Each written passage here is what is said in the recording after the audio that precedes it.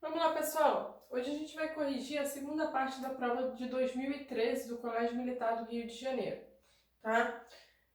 A primeira questão que eu coloquei na folhinha dessa prova, ela foi uma questão anulada, porque tem algum erro no enunciado e não tem resposta possível, tá?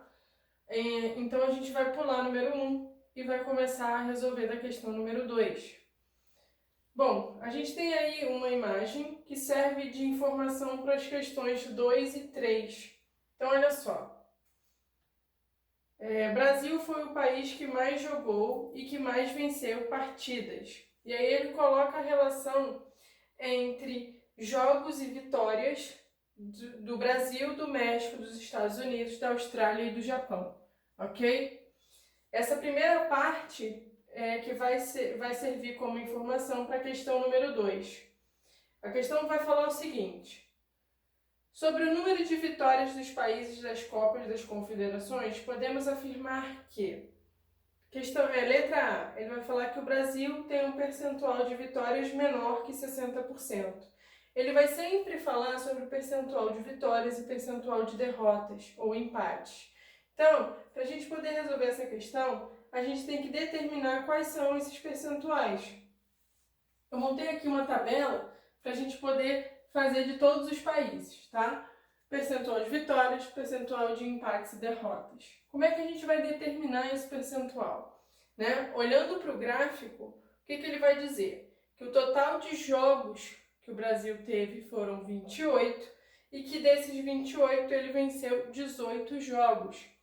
Para a gente determinar quantos por cento são, a gente vai pegar os 18 que ele venceu sobre o total, que foram os 28 que ele jogou. Mesma coisa a gente vai fazer com os outros países, tá? México, foram 8 vitórias em 19 jogos.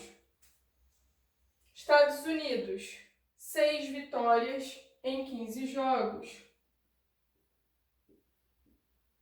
Austrália, foram 5 vitórias em 13 jogos. E o Japão, foram 5 vitórias em 13 jogos também. Bom, fazendo essas contas, né? Se a gente faz as divisões, aqui a gente vai encontrar um resultado que é aproximadamente 0,64, ok? Isso quer dizer pra gente o quê? Que o percentual de vitórias foi de 64%. Isso do Brasil, tá? Se ele teve um percentual de vitórias igual a 64%, o percentual de derrotas e empates é o que falta para chegar no 100%. Então aqui, ó, a gente faz 100 menos 64. Isso vai me dar 36%. Esse é o percentual de derrotas e empates do Brasil. Vamos fazer a mesma coisa com o México, Estados Unidos, Austrália e Japão. 8 dividido por 19. Isso vai dar para a gente aproximadamente um resultado de 0,42, que é 42%, tá? Então, percentual de derrotas e empates, 100 menos 42.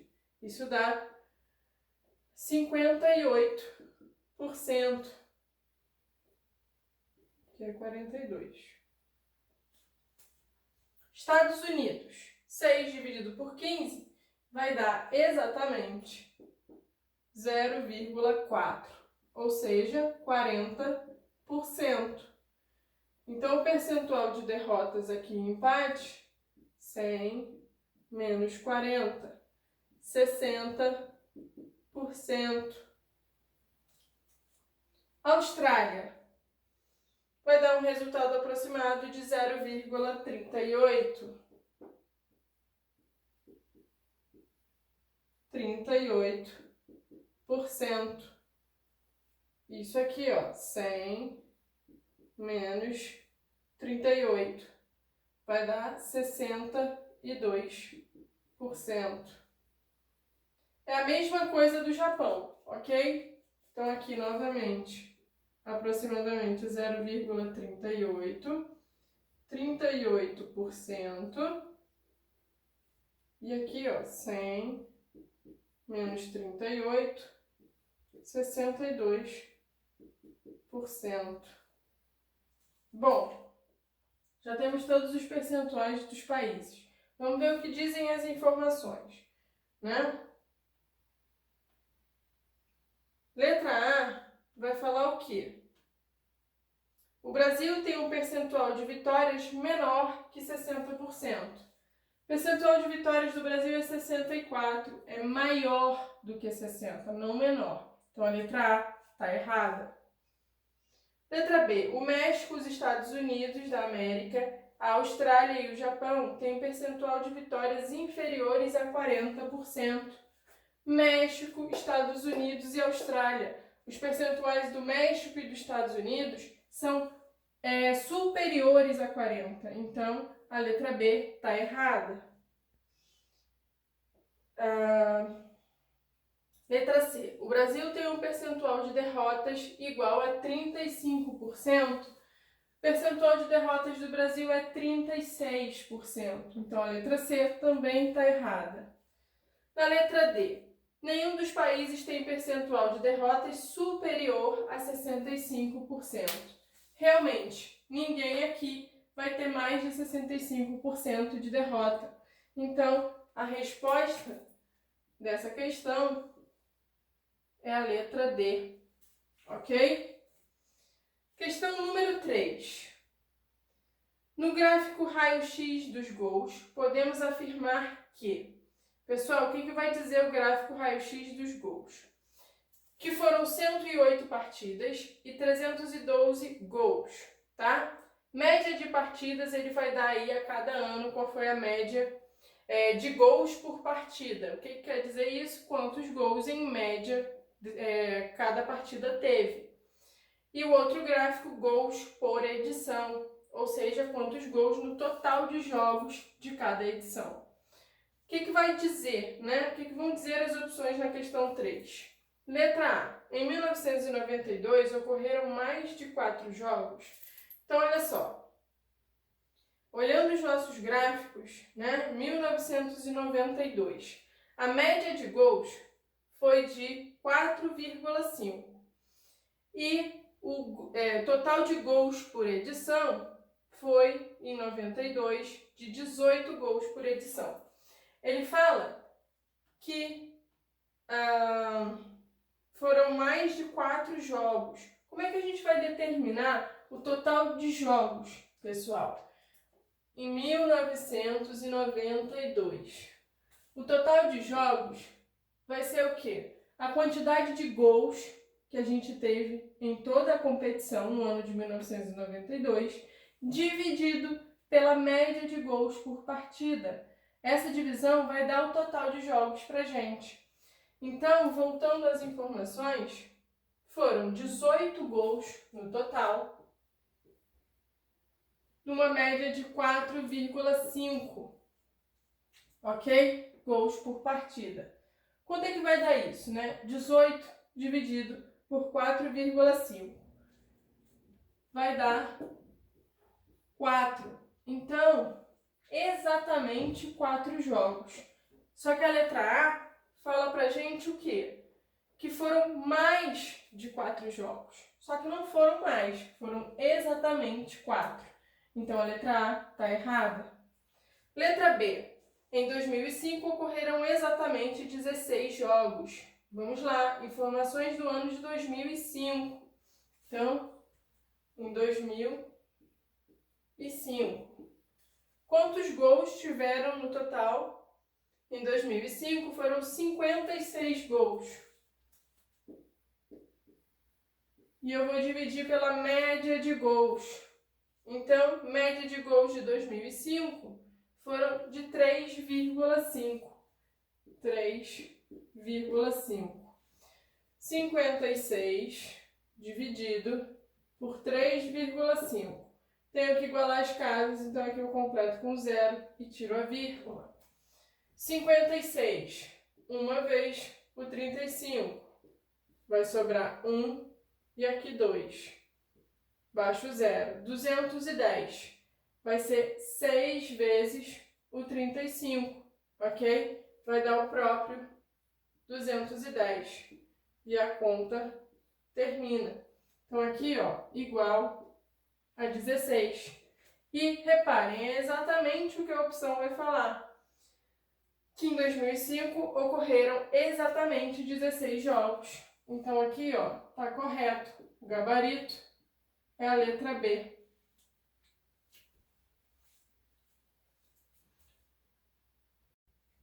Questão número 4 vai falar o seguinte. Um comerciante recebeu uma caixa de maçãs argentinas contendo muitas maçãs estragadas. Para fazer uma reclamação junto à transportadora, o comerciante contou 120 maçãs estragadas, que correspondem a 8% do total de maçãs na caixa.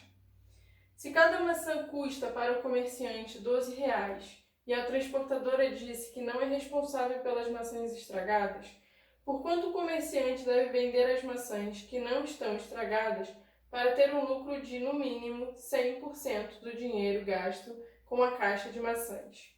Então, olha só. O que a gente tem de informações, né? Que o total de maçãs estragadas equivalem a 8% da quantidade de maçãs da caixa. Então, 120 é igual a 8%. O que quer dizer isso daqui? Que 120 é igual a 8 sobre 100. Quanto é que vai ser a caixa inteira, né? Se a gente tem uma igualdade, o que eu vou fazer? Eu vou dividir pelo numerador e multiplicar pelo denominador. Então, vou pegar 120, dividir por 8. Aqui vai dar uma vez, sobrou 4, baixo 0. 40 por 8, 5.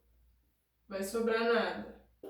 Então, 15 vezes 100 vai dar, ó, 15 vezes 100, 1.500. Isso aqui, pessoal, é o total de maçãs da caixa. Tá? E aí, ele quer ter um lucro de 100%. Então, a gente tem que primeiro saber quanto que ele gastou para comprar a caixa de maçãs. Se são 12 centavos para cada maçã e no total a gente tem 1.500, o que temos que fazer é 1.500 vezes 0,12, ok? Então, vamos lá, ó. 1.500 vezes 0,12. 2 vezes 0, 0. 2 vezes 0, 0. 2 vezes 5, 10. 2 vezes 1, 2, com mais 1, 3. Multiplicar por 1 é o próprio número. E aqui vai ficar todo mundo 0. Somando todo mundo, vai ficar 0, 0, 0. 5 com 3, 8. 1. E aqui vai ficar 0. Duas casas decimais, então a minha vírgula vai ficar aqui. Quanto é que vai dar o custo da caixa de maçã, né? R$180. Então, uma caixa está custando R$180. Se ele quer um lucro de 100%, significa que ele tem que vender os 180 que ele gastou e ainda conseguir mais R$180, tá? Então, aqui, ó, lucro de 100%. Ele vai ter que fazer o quê? O 180 mais 180. Isso dá 360. Então, ele tem que conseguir, com a venda das maçãs boas, R$360, ok? Para a gente saber quanto que tem que custar cada maçã, primeiro a gente tem que saber quantas maçãs da caixa estão boas. Então, vou pegar os 1.500, as 1.500 maçãs e diminuir as 120 que estão estragadas. Isso vai dar 1.380. Essa é a quantidade de maçãs boas dentro da caixa. Se ele quer um lucro, né? Ele quer um total de dinheiro na venda dessas 1.380 maçãs de R$360, o que a gente tem que fazer? Tem que pegar 360 e dividir por 1.380. Quando a gente faz essa divisão, vai encontrar como resultado 0,27. Então, o custo de cada uma das maçãs é de 27 centavos, ok? Custo de cada maçã.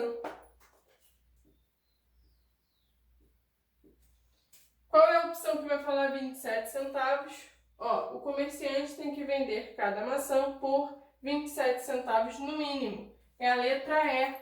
Então, aqui, o gabarito é a letra E. Questão número 5 agora. Vai falar o seguinte. O aluno recebeu 2 caixas vazias, uma verde e outra amarela. A caixa verde pesa 645 gramas e a amarela 237 gramas.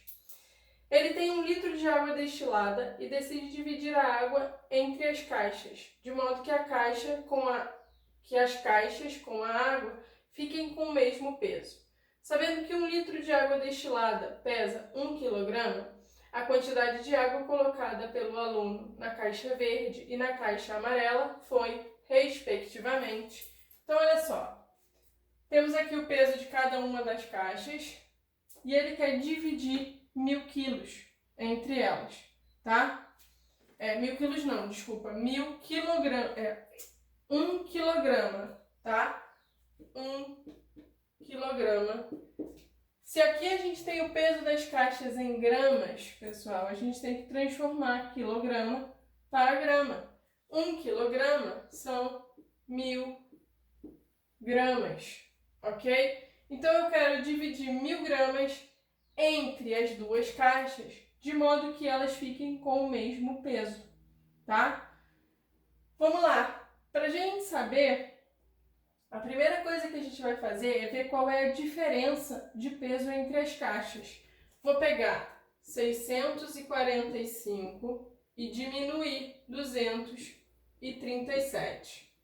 Quando a gente faz isso, aqui vai ficar 15, aqui vai ficar 3. De 15 eu tiro 7, vai ficar 8. 3 eu tiro 3, vai ficar 0. De 6 eu tiro 2, vai ficar 4. Então, a diferença de peso entre as caixas é de 408 gramas. Significa que para a caixa amarela chegar no mesmo peso da caixa verde, eu preciso colocar 408 gramas de água, tá? Então, aqui, ó, a amarela, a gente vai pegar 408 gramas, tá? De água nela. E na caixa verde, por enquanto a gente não está botando nada de água. Se eu já coloquei 408 gramas das 1.000 gramas que eu tenho para dividir, quanto que sobra para a gente colocar ainda nas caixas? Vou pegar 1.000 e diminuir o 408. Aqui vai ficar 10, 9, 9, 0. De 10 eu tiro 8, 2. Aqui vai ficar 9. De 9 eu tiro 4, 5. Sobra, então, 592 gramas. Quando a gente coloca 408 gramas na caixa amarela, as caixas passam a ter o mesmo peso. Então, isso aqui, que é a minha água que está sobrando, eu vou dividir igualmente agora entre as caixas. Vou pegar 592 e dividir por 2. 592 dividido por 2. 5 por 2 vai ser 2 vezes o 2, que é o 4, sobra 1, baixo 9. 19 vai ser 2 vezes o 9, que é o 18, sobra 1, baixo 2. Aqui vai ser o 6 e não vai sobrar nada. Divisão exata, tá? Então aqui, ó, além dos 408 para igualar, eu vou ter que acrescentar 296 gramas. E na caixa verde, eu só vou colocar 296 gramas. Qual vai ser o total da caixa amarela, então? 408 mais 296. 8 com 6, 14. 9 com 1, 10. 4 com 2, 6, com mais 1, 7. Então, aqui, 704 gramas. Prestem atenção na ordem que ele pergunta, tá? Ele vai perguntar, primeiro, a quantidade de água na caixa verde e depois na caixa amarela. Na caixa verde, 296. Na caixa amarela, 704. Então, a opção correta é a letra B, ok? Então, aqui, o gabarito é a letra B. Questão número 6. Vai falar o seguinte. A sala do Palacete da Babilônia do Colégio Militar será pavimentada como mostra a figura abaixo. Sabendo-se que a parte cinza custa 3 vezes o valor da parte branca, qual o total gasto para pavimentar a sala toda, né? Então vamos lá. Desenhei aqui o que vocês têm aí na folhinha. Só que aqui, ao invés de representar todos os quadradinhos, eu botei que aqui são 15 quadradinhos e aqui 15 quadradinhos. A gente vai ter 5 aqui por 5, 4 por 4, 3 por 3, 2 por 2 e aqui 1 por 1, tá? Ele fala que o preço da peça branca é de R$26 e que o preço da peça cinza é o triplo, ou seja, vai ser 3 vezes 26. Isso vai dar pra gente 26 vezes 3. 3 vezes 6, 18. 3 vezes 2, 6, com mais 1, 7. Então, aqui vai custar R$ 78 cada peça cinza, ok? A gente precisa saber quantas peças são cinzas e quantas são brancas, tá? O total de peças que a gente vai ter no piso da sala vai ser o quê? Total é 15 vezes 15, ok? 225 peças, entre cinzas e brancas.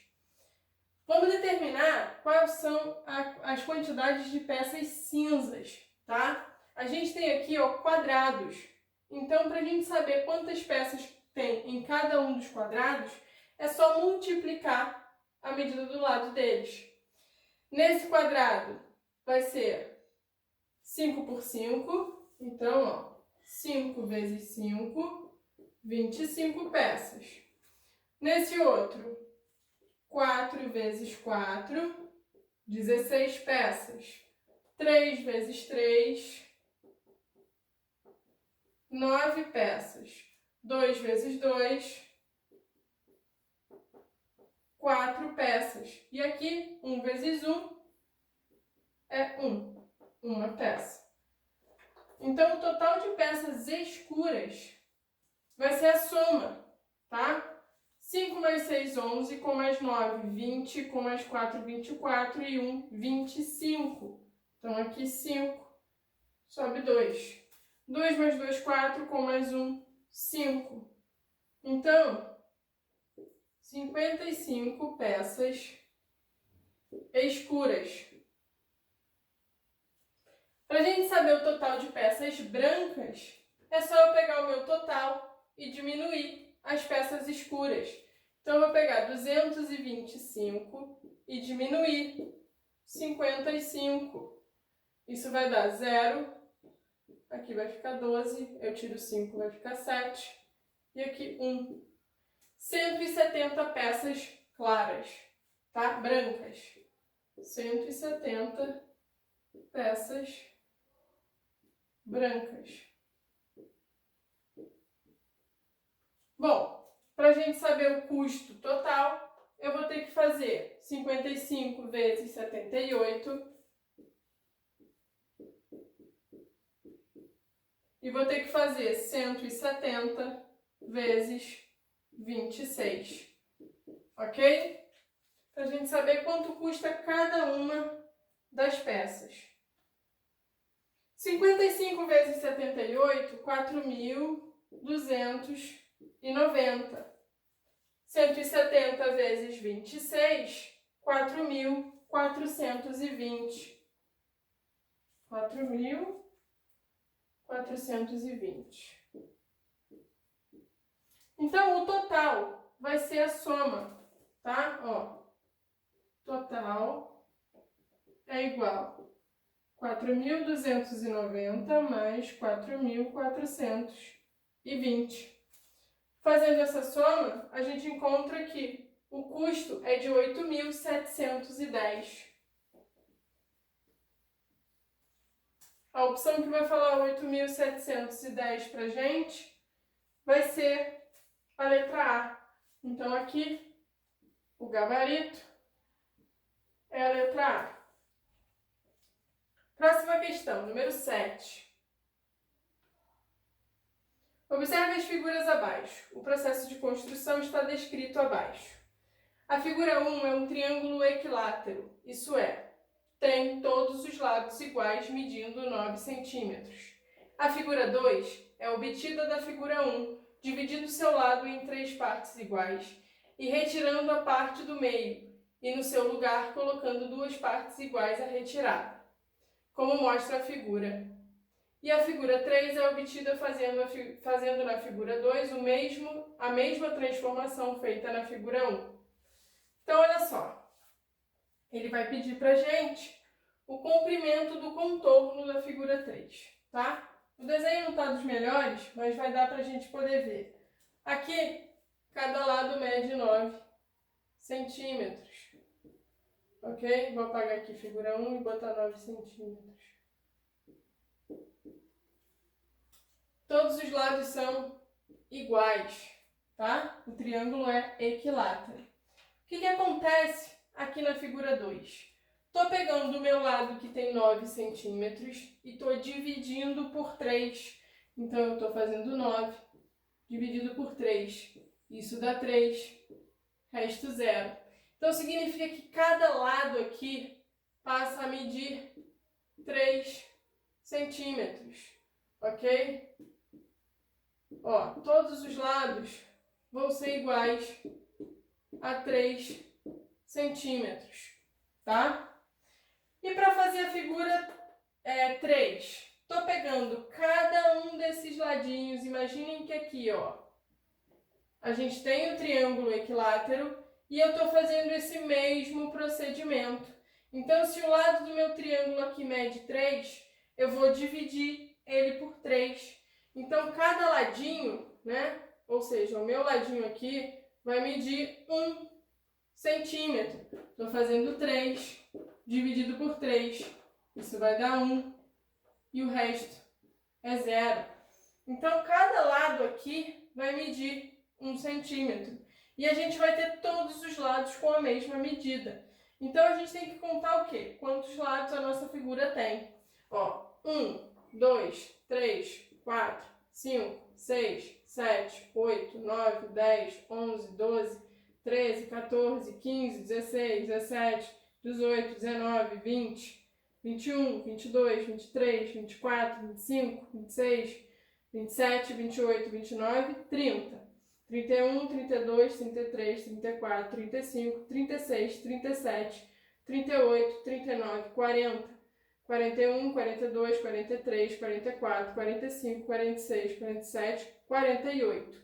Então, a figura possui 48 lados de 1 centímetro. Então, qual vai ser a medida do contorno? Eu tenho que fazer 48 vezes 1, que é o próprio 48. Então, o contorno dessa figura mede 48 centímetros. A opção que fala 48 para a gente é a letra E. Então, aqui o gabarito é a letra E. Questão número 8, pessoal, vai falar o seguinte. Observe a sequência de figuras abaixo, construídas com bolas pretas e brancas. todas de mesmo tamanho. A figura 1 é composta por uma bola branca cercada por 8 bolas pretas. A figura 2, 4 bolas brancas cercadas por 12 bolas pretas. E assim por diante. A quantidade de bolas pretas na figura, que é composta por 676 bolas brancas, é... Então, olha só. 676 bolas brancas. Bolas brancas. Vamos lá. A gente vai ter que descobrir aqui um padrão, tá? Para a gente poder achar quantas são as bolas pretas dessa figura que possui 676 bolas brancas. Se a gente observa sempre o número de bolas pretas, né? Bolas pretas são sempre múltiplos de 4, ok? Aqui o 8 é o 4 vezes 2. Aqui o 12 é o 4 vezes 3. O 16 é o 4 vezes 4. Observem que a gente está sempre multiplicando por 4 uma unidade a mais do que é a minha figura, ok? Se eu tenho a figura 1, eu estou multiplicando por 2. Se eu tenho a figura 2, eu estou multiplicando por 3. Se eu tenho a figura 3, eu estou multiplicando por 4. Então, a gente sabe que a quantidade de bolas pretas vai ser um múltiplo de 4, uma unidade a mais do que a figura que ele representa. E aí a gente precisa relacionar agora a quantidade de bolas brancas com o número da minha figura. Então, olha só. Eu tenho uma bola branca, aqui eu tenho 4 bolas brancas e aqui 9 bolas brancas. Quando a gente olha aqui para o 4 e para o 9, a gente consegue ver, né, pensando um pouquinho, que eles são números quadrados perfeitos. Então, o 4, se a gente para pensar, é o 2 elevado ao quadrado. O 9 é o 3 elevado ao quadrado. E olha só, vai ser sempre o quê? O número da minha figura elevado ao quadrado. Aqui o 1, a gente pode pensar que é o 1 elevado ao quadrado. Percebe? Então descobrimos um padrão. Quando ele fala que são 676 bolas brancas, a gente vai ter que descobrir, né, as bolas brancas. Vai ser sempre o número da minha figura elevado ao quadrado. Mas, professora, como é que eu vou descobrir que número multiplicado por ele mesmo vai dar 672? 676 fatorando. Então, olha só. Por 2, 338. Por 2, 169. 169, pessoal, quando a gente faz por 13, vai dar o próprio 13, que por 13 vai dar 1. Então, acabou a minha fatoração. O que a gente descobre aqui, né? Que o 676 é igual a 2 elevado ao quadrado vezes 13 elevado ao quadrado. Então, para a gente descobrir que número é elevado ao quadrado, eu vou multiplicar aqui, ó, as minhas bases, tá? 676 é 26 elevado ao quadrado. Então, descobrimos que aqui a gente está lidando com a figura 26. Então, figura 26. A figura 26, ela vai ter quantas bolas pretas, né? A quantidade de bolas pretas vai ser o quê? 4 vezes o número da minha figura mais uma unidade. Então, bolas pretas vai ser igual a 4 vezes 26 mais 1. Isso é 4 vezes o 27. Vamos fazer então, né? Apertadinho aqui, ó. 27 vezes 4. 4 vezes 7, 28. 4 vezes 2, 8. Com mais 1, com mais 2, 10. Então, são 108 bolas. Tá? A opção que vai falar 108 bolas pra gente é a letra B. Então, aqui, o gabarito é a letra B. Próxima questão, número 9. Observe as figuras do quadro abaixo. Bom, tentei desenhar aqui as figuras para vocês poderem ver. Qual das afirmações abaixo é verdadeira? A gente vai ter que analisar uma a uma, tá, pessoal? Na letra A, ele vai falar que A é a planificação de um cubo. Pessoal, figura A. Se eu fizer as dobras, né? Esse lado se sobrepõe a esse. Vão ficar no mesmo lugar. E isso não pode acontecer. Então, a figura A não é a planificação de um cubo. A planificação de um cubo é a figura B. Aqui a gente consegue dobrar direitinho, sem sobrepor nenhum dos lados, tá? Letra B. D é a planificação de uma pirâmide de base triangular. D. Quando a gente dobra, imaginem que eu estou dobrando as abas todas para cima. Essa aba aqui sobra, ok? Ela vai se sobrepor a essa daqui. Então, não vai dar certo, tá? Letra B também está errada. Letra C. G é um paralelepípedo reto retângulo. Então, olha só. G. A gente vai conseguir dobrar aqui o G formando um paralelepípedo, né? Se a gente for fazendo as dobras, essa parte se sobrepõe a essa daqui. Vão ocupar o mesmo lugar. E aqui em cima, a gente não vai conseguir fechar. Vai ficar um buraco. Então, a letra D também está errada. Letra C, desculpa. Letra D agora. F é um paralelepípedo reto retângulo. Vamos lá. Será que a F a gente vai conseguir dobrar direitinho para formar um paralelepípedo?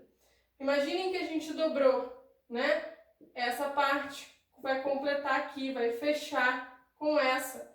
E aqui vão fazer as dobras certinhas. Nenhum lado se sobrepõe ao outro. Essa daqui vai fechar o topo e essa daqui vai fechar a base. Então, ok, aqui a gente vai ter um paralelepípedo. Então, a resposta da questão é a letra D, ok?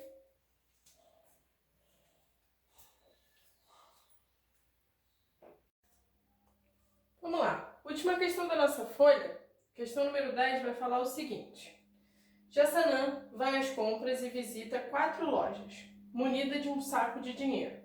Na primeira loja, gasta R$100 na primeira meia hora, metade do dinheiro com que ficou na segunda meia hora e R$100 na terceira meia hora. Repete isso em todas as 4 lojas e sai da quarta loja sem dinheiro. Com quanto dinheiro Jassanã entrou na primeira loja? Então, olha só. A gente vai resolver esse problema de trás para frente. A gente vai começar aqui da quarta loja e vai chegar até a primeira loja. O que acontece? Na primeira meia hora e na terceira meia hora, ela vai gastar R$100 em cada loja, tá? Então aqui, ó, R$100, R$100. Pessoal, dividir cada loja aqui, ó, primeira meia hora, segunda meia hora, terceira meia hora, tá? Primeira meia hora gastou 100.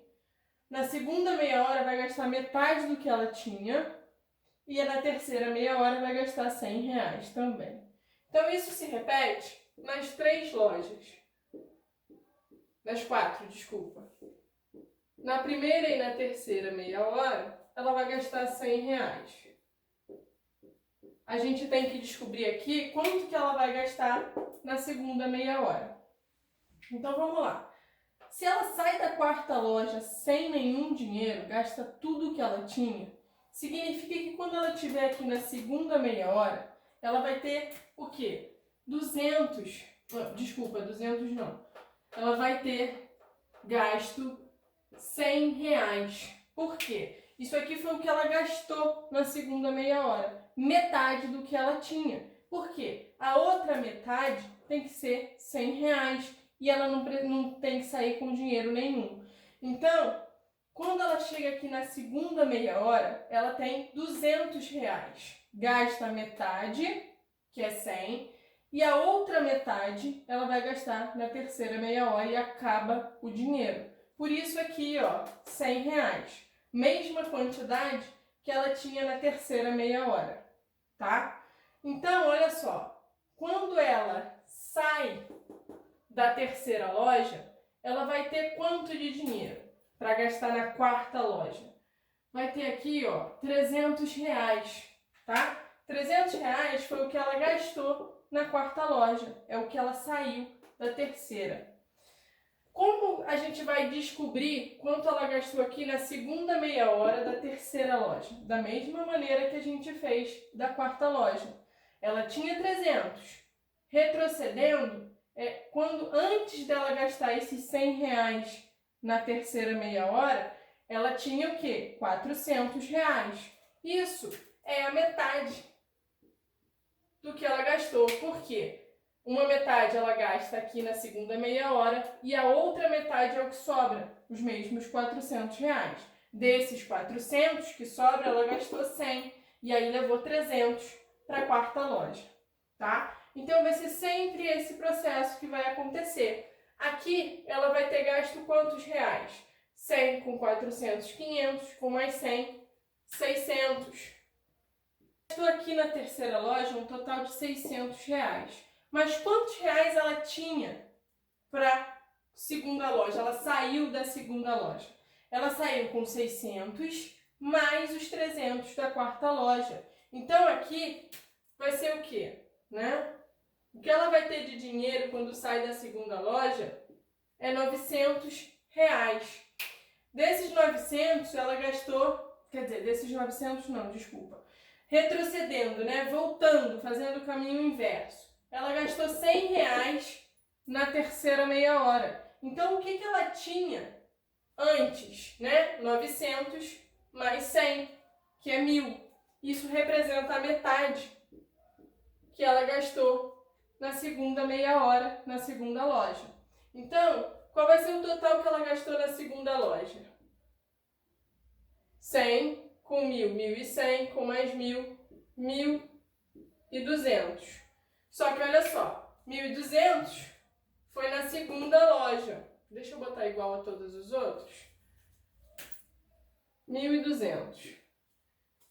O que ela vai ter de total de dinheiro quando ela sai aqui da primeira loja? Vai ser 900 mais 1.200.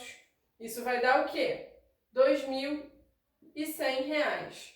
Então, quando ela sai da loja 1, da primeira loja, ela tem R$2.100 para continuar gastando.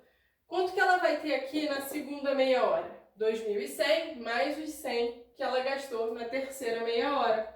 Então, R$2.200. Isso foi a metade que ela gastou na segunda meia hora. Então, o total que ela vai ter gasto aqui vai ser o quê? 2.200, 2.300, 2.400.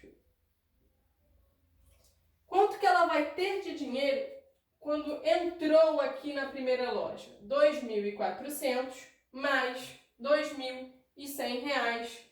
Então, o total aqui vai ser o quê? 2.400 mais 2.100. Isso vai dar R$4.500. Esse é o total que ela tinha de dinheiro antes de começar as compras. E é o que o problema pergunta pra gente. A opção que vai falar isso é a letra C. Então aqui, o gabarito é a letra C.